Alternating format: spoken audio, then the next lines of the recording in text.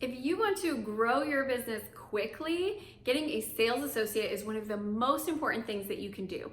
I'm Amy Walker. I'm a small business strategist, a speaker, author, and today I'm going to be teaching you everything you need to know about why hiring a sales associate is so critical for your business and how you can do it quickly. For all the tips that you need to grow your business, make sure that you subscribe to the channel and hit the bell notification so you can be notified when new content comes out every Tuesday.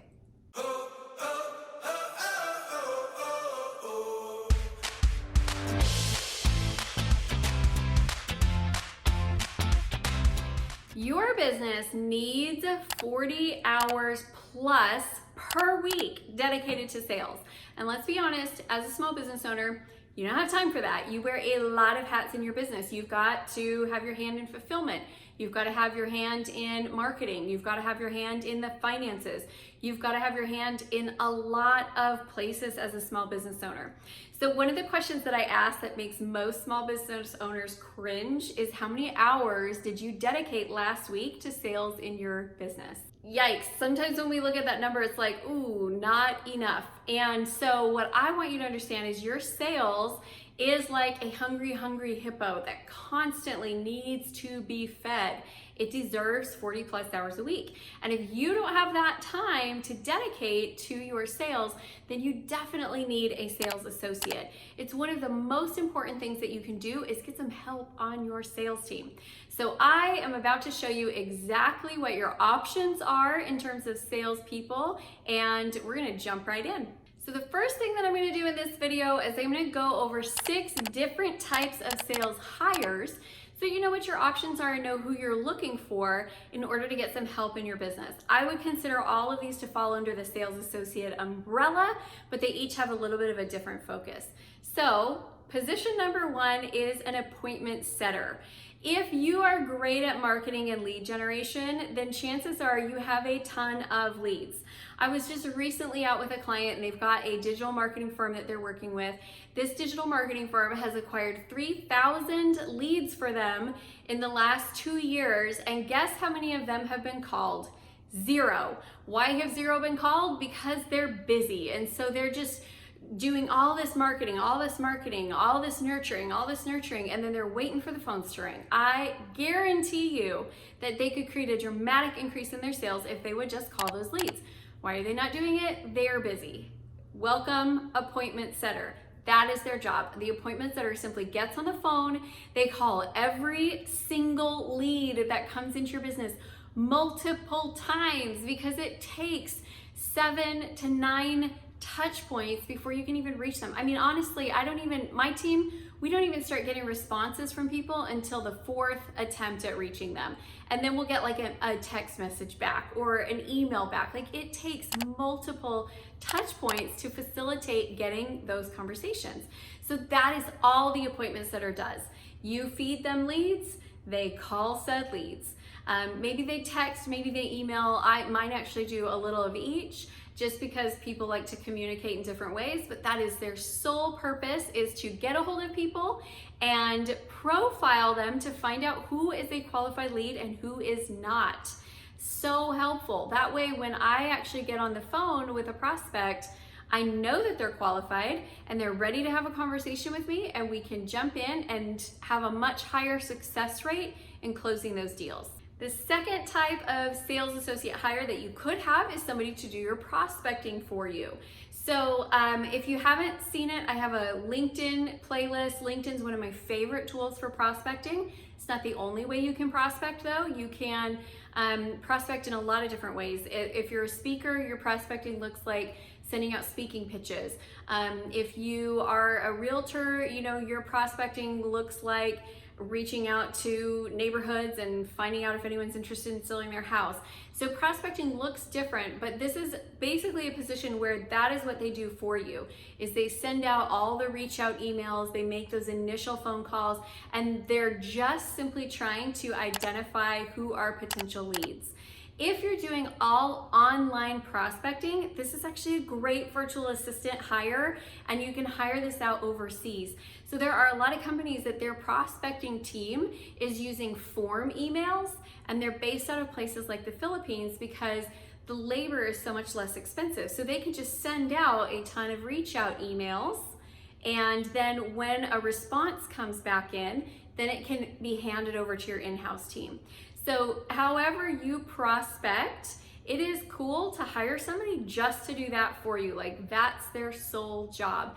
Now, prospecting is kind of an entry-level position. It's a hustle position. I don't know that you're gonna keep your prospectors long-term. It tends to be a position that there's a lot of turnover because, let's be honest, it's not that fun, right? Like, none of us really loves prospecting. We know we need to do it.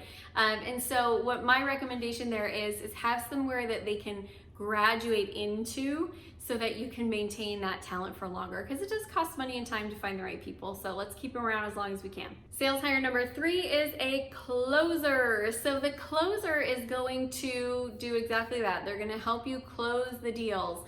So that might be that you do a one-part close where you don't have a setter and then a closer. You just, they get on the phone, they get with the client, they close the deals. That's cool if you do it that way. My system is a 2-part sales system, so we have setters and we have closers.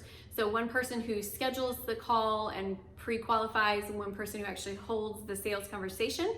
However you want to do that is fine, but that's their job, is to maintain a high closing ratio and bring people into your services, your programs. Some business owners do really well keeping themselves in the sales position and pulling out of fulfillment. Some people do really well pulling themselves out of sales and keeping themselves in fulfillment. Really, it just is going to be dependent on the individual business owner as to where you create the most bang for your buck and where you bring the most revenue into the business. Is it because you're in the fulfillment side, or could other people fulfill just as well as you, but you sell better than everybody else? Or are you genius in the fulfillment side, but somebody else could sell your services just as well as you could? So you can decide where to bring that help on so that you can expand and grow. But if hiring a closer is right for you, it's okay. Number 5 type of hire is going to be an account manager. So this is somebody who their sole responsibility is to retain the clients that you have, keep them super duper happy, and make sure that they order from you again and again and again and again, and that they're trying to increase the amount of orders that they get from the existing client base. I see a lot of people try to make the closers and the account managers the same person. Some people can do that, but I'm gonna be honest, I'm a better closer than I am an account manager. I just am. And some people are better account managers, like they can maintain those clients forever, but they struggle with bringing in the new ones. So knowing what type of a person you're hiring is really helpful.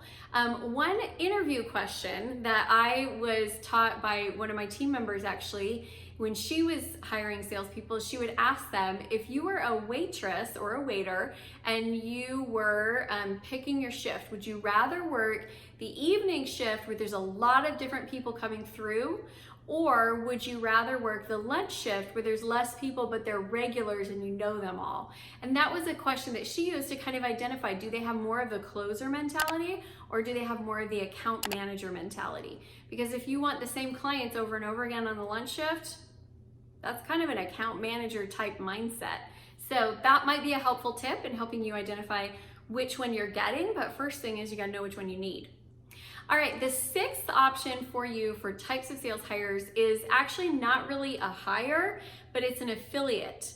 So an affiliate is somebody who they own their own business, but they're getting paid by promoting other people's products and services.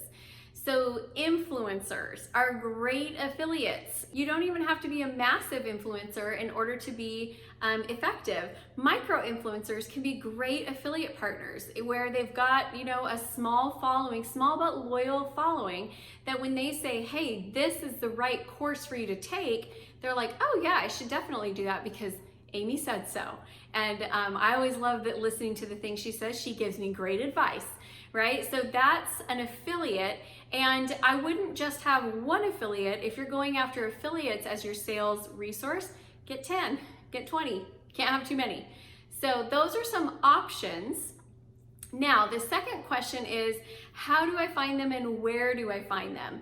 I'm gonna make another video about that, but I am gonna give you a couple of quick tips here.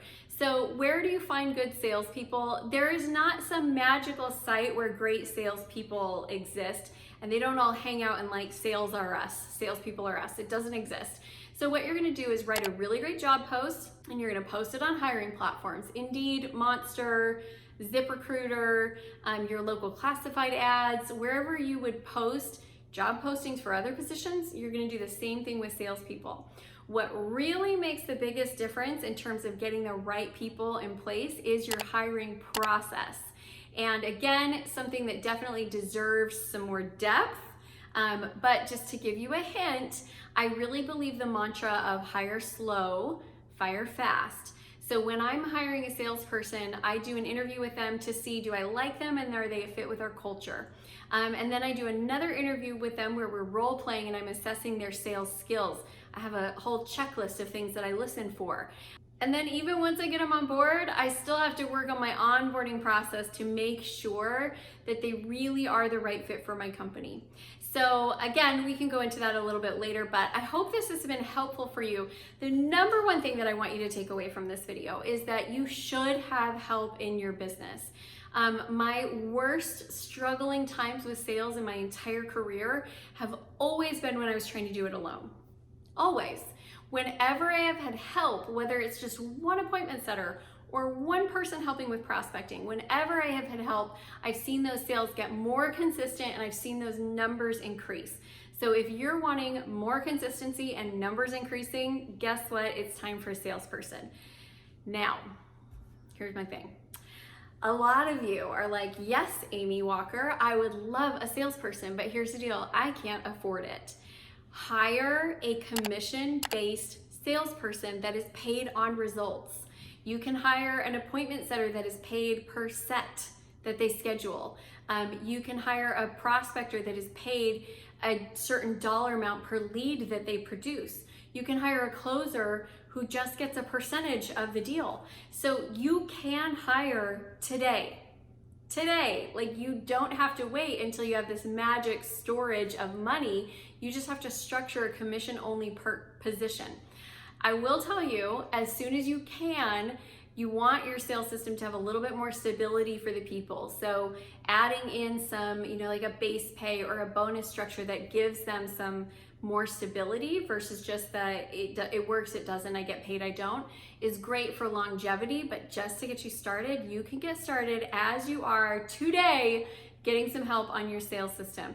I mean, affiliates are free. You just pay them per new client that they bring in. So there's a lot of ways to get help on your sales team. And if you're thinking you can't afford it, you have got to get rid of that broken thought process, because that will keep you small for a long time. And there you have it. What will a sales associate do for your business, and what are the different types of sales associates? So I would love to hear from you in the comments. Go ahead and write in and tell me what type of sales hire you think would be the best for your team.